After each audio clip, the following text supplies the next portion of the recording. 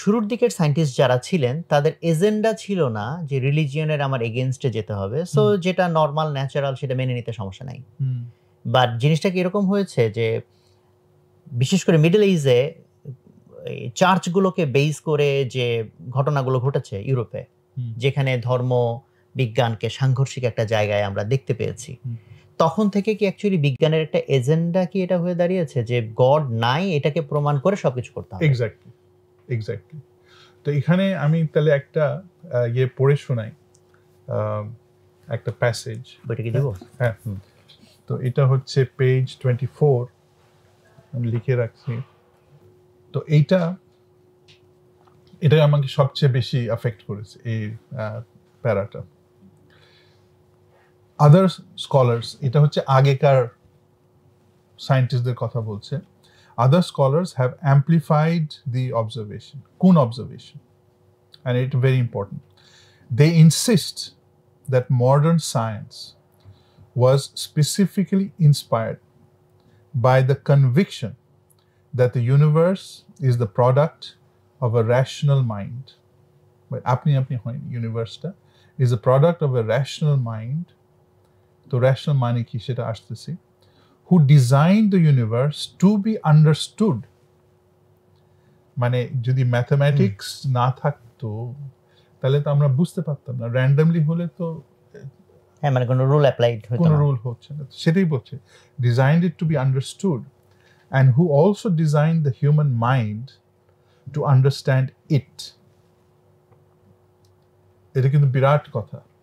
এখানে দুইটা বলা হচ্ছে যে ইউনিভার্স যে ডিজাইন করেছে এমনভাবে ডিজাইন করেছে যে এটা যাতে বোঝা যায় কিভাবে চলছে, এবং হিউম্যান মাইন্ড মানুষকে তৈরি করেছে, ডিজাইন করেছে এমনভাবে যেটা এই মাইন্ডটা বুঝতে পারে এই জিনিসটা।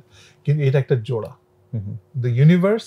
কারণ আমাদের বাইরে, হিউম্যান বিইংস এর বাইরে কোনো প্রাণী কিন্তু ইউনিভার্স আন্ডারস্ট্যান্ডিং এর কিন্তু ঢুকতে পারবে না, হ্যাঁ, একা মানুষ।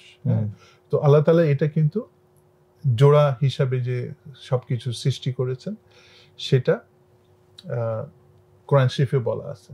তো আমি যখন এই বইটা পড়ি আমি কিন্তু আবার কোরআন শরীফের আয়াত সাথেও মিলাই, হ্যাঁ, বিকজ আমি তো শুরুতেই বললাম যে যার প্রশ্ন নেই কোনো বই তাকে হেল্প করতে পারে না, যার প্রশ্ন আছে। তো আমি সায়েন্স আর রিলিজন একসাথে করতে চাই, সেই জন্য কোরআন শরীফ ঘাঁটি। হ্যাঁ, তো এখানে আয়াতের ব্যাখ্যাও দিয়েছি, বললে আমি শোনাতে পারবো। কিন্তু এই কথার থেকে এটা আমি এখন ছাত্রদেরকেও বলি, বিকজ আমাদের দেশে ছাত্রদের সেলফ এস্টিমের খুব সমস্যা। হ্যাঁ, যে তোমাকে সৃষ্টি করা হয়েছে বোঝার জন্য, ঠিক আছে। এবং মুসলমানের যে প্রথম কালিমা যেটা আমরা বসে পড়ি ওটা কি? আশহাদু আল্লা ইলাহা ইল্লাল্লাহ বলি না? জি। হ্যাঁ, এটা মানেটা কি? আমি সাক্ষী দিচ্ছি যে আল্লাহ এক। তো এটাই কিন্তু সায়েন্স বলছে যে তুমি স্টাডি করো, বিকজ দ্য হিউম্যান মাইন্ড এভাবে তৈরি করা হয়েছে, এবং তুমি আমাকে খুঁজে বার করো, and you testify to my truth. জি, সাক্ষ্য দিতে হলে তো অ্যাট লিস্ট আন্ডারস্ট্যান্ডিং লাগবে। আমি কি সাক্ষ্য দিলাম? এটাই কিন্তু এই লোকটা বলছে। সো ইসলাম কিন্তু বইতে কোথাও লেখা নেই, কিন্তু ইসলামের সাথে সব মিলে গেছে সায়েন্টিফিক্যালি। তো সেই জন্য এই বইটা আমার কাছে এত ইন্টারেস্টিং। স্যার, ওই জায়গাটা যেটা আমি পুশ করতেছিলাম, যেটা আপনি এগ্রি করলেন যে অ্যাবসলিউটলি রাইট, যে মানে একটা এজেন্ডার মতো মনে হয় যেন যে যেখানের ভিতরে গড আছে সেটাকে সরাইতে হবে, সামথিং এলস দিয়ে রিপ্লেস করতে হবে। যেটার প্রমাণ ইভেন বললেন যে উনি একটা সায়েন্টিফিক জার্নাল লিখেছেন যেটা scientifically okay to be published, but এডিটরের চাকরি চলে গেছে যে তুমি কেন পাবলিশ গডকে আবার জায়গা কেন দিলা। এইটার স্যার ভিতরের কোনো আলোচনা কি এখানে আছে যে ওনাদের এটা কেন, বা এরকম এজ এ কমিউনিটি? হ্যাঁ, সেই এজেন্ডা যে আছে মানুষের সেটা উনি কভার করেছে, যে এটা ইচ্ছাকৃতভাবে সব জায়গা থেকে সরানো হচ্ছে, ইভেন স্কুলের কারিকুলাম থেকে সরানো হচ্ছে। হ্যাঁ, কারিকুলামে এসে ওই যে ডারউইনের থিওরি গুলো ঢুকানো হয়েছে, সবই কভার হয়েছে। ওনার তো ডারউইনস ডাউট নামে একটা বই আছে, বোধহয় বেস্টসেলার ছিল, ওখানে হয়তো ডারউইনকে উনি আরো বেশি কভার করছেন। কিন্তু ডারউইনটা সব জায়গায় স্কুলে ঢুকানো হয়েছে। জি জি জি জি।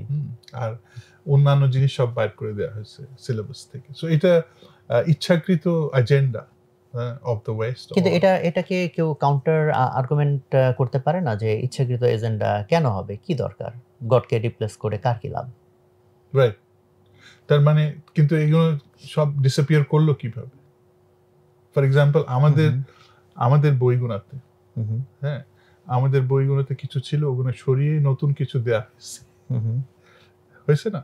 তো আপনি যদি সব দেখেন যে নতুন কিছু দেয়া হয়েছে, ওটা কি মনে হবে এজেন্ডা ছাড়া দিছে? মানে তার লাভটা কি? মানে এই ধরনের কোনো বিষয় কি আমরা বুঝতে পারি যে লাভ কি হচ্ছে তাহলে? সেটাও কথা। এখন ফেরাউন যে নিজেকে গড ডিক্লেয়ার করেছিল, তার কি লাভ ছিল? মেবি সে তার পাওয়ার ডেমনস্ট্রেশন করতে চেয়েছে। পাওয়ার ডেমনস্ট্রেশন করতে চেয়েছে।